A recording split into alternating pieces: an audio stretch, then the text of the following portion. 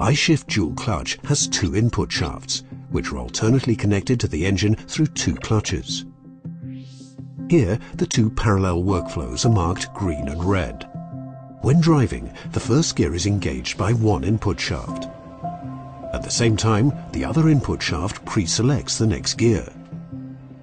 At the actual gear change, the previously engaged clutch is disengaged at the same time as the idling clutch is engaged.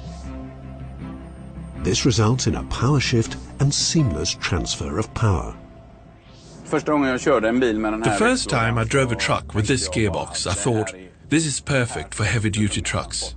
The power is constant during a gear change, so the truck doesn't lose any speed at all, not even on steep inclines or on slippery roads.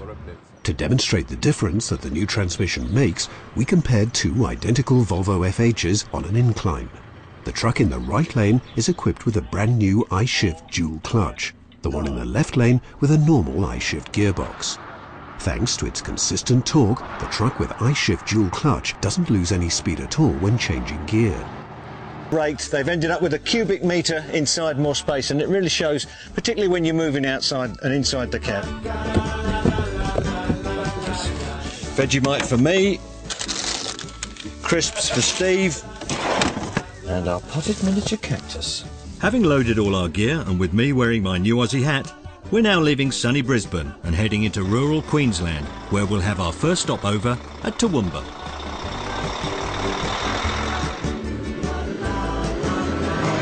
So finally, Steve, we've got out the clutches of those camera crew, and we're doing what we like best, which is being out on the road with a mate in a nice truck.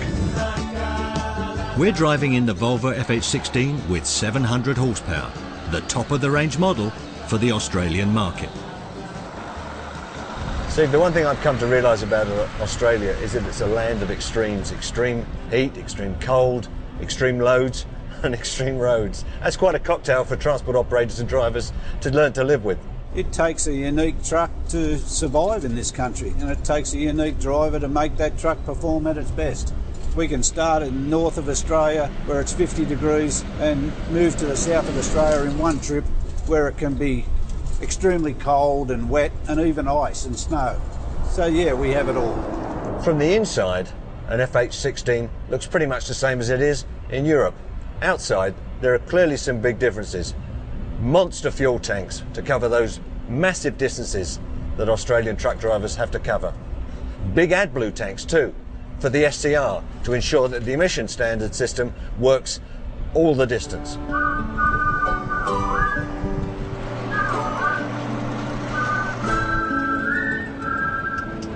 Coming down under to drive FH16 has reminded me of previous experiences of new FH.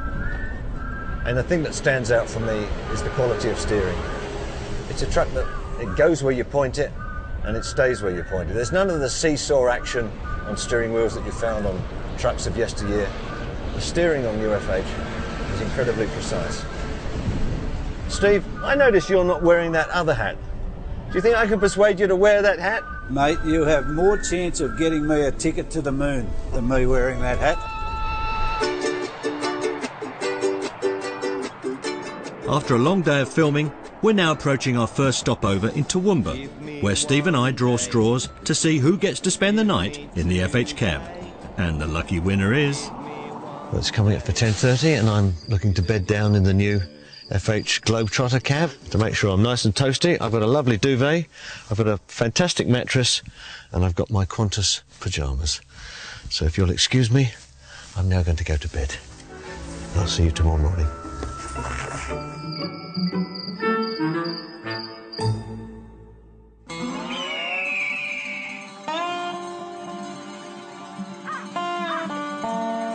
Well, I had a good night's kip in the FH16. I'm just finishing off my breakfast al fresco.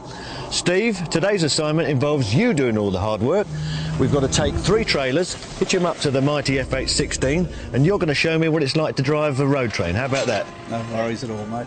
Anything I need to do? Just put your hat on and let's get going. My favourite.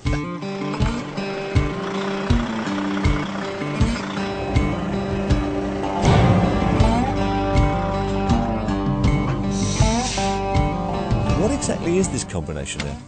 This is what's called a B triple, Brian. It's basically 2 short trailers and 1 long trailer hooked onto the back of it. Overall length is about 36 metres.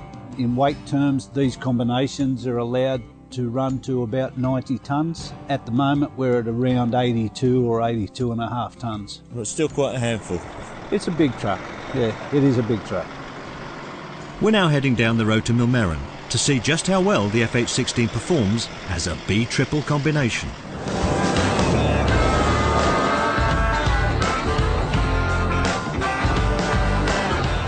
Steve, you and I have been in this business probably more years than we care to remember.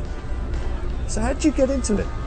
Oh, it goes back a long time. I'm a journalist by trade, but I didn't like journalism very much. But my grandfather had trucks when I was a little boy, and I used to go to work with him, and I think it all started from there. And I've progressively had more injections of diesel into the veins over the years, and I think I wouldn't know what to do now without trucks in my life. I wouldn't think. It's what I do. Way down inside my bones. Hey, you better sit back down. So you were telling me, Steve, we were grossing close to about 80 tonnes. How's iShift coping with that? Oh, mate, you won't have to convince me of iShift. I think iShift's one of the best automated transmissions in the market, and I mean that quite sincerely.